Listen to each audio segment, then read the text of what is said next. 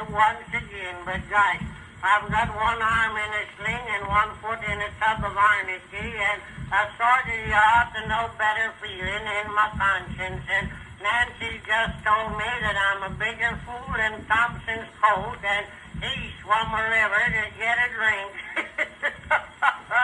Well, we've just had our 4th of July celebration, and it was a great affair. We had the Punkin Center Silver Cornet Brass Band, and High Atkins was marshal of the parade, riding on Lige Willet's spotted horse, what he got from the circus busted here. We had all the best-looking gals in Punkin Center dressed up to represent the different states and talk about real estate sharks. Guys, those fellas are just wishing for a whole state all for themselves. And we had the Grand Army Post consisting of Jim Lawson, Abe Crosby, and Ezra Hoskins. Jim was carrying a sword, Abe had a musket, and Ezra was carrying the banner. And then come the Punkin Center Glee Club, and so we marched down to the Grove. Gosh, the parade was fully 20 corn shots long. While we got down to the Grove, the Grand Army Post stood at parade rest, Abe Crosby sitting on a stump, Ezra Hoskins leaning against a tree, and Jim Lawson trying to get his wooden leg between the running gears and the hub of a wagon so he could sit on it. Well, after the Glee Club had sung the old Union wagon, Deacon Witherspoon stood up to read the Declaration of Independence, while the deacon said he had lost the book what had it in, but he could remember it, so he said, "Fellow citizens, when in the course of human events it becomes necessary for one people to sever the bonds which have so long held them in hot significances, or in the words of Napoleon at the Battle of Bunker Hill, hic jacet non compos mentis tempus fugit."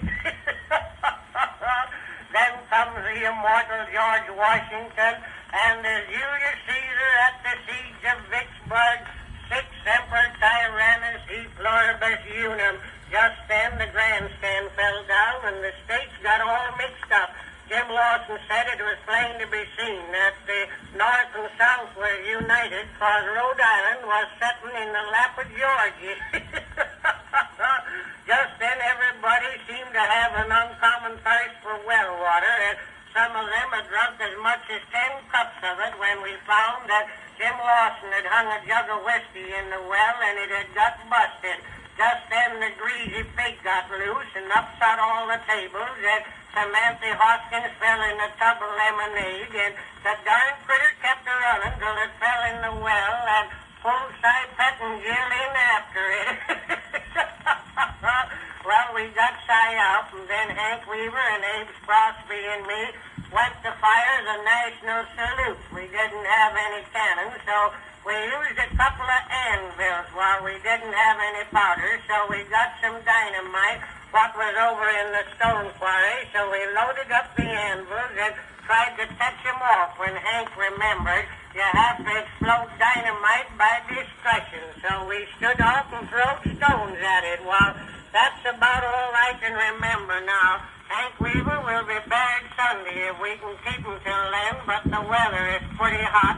They ain't found the anvils or Abe's Crosby yet, and Nancy says, thank the Lord, next year we are going to have a safe and sanitary 4th of July.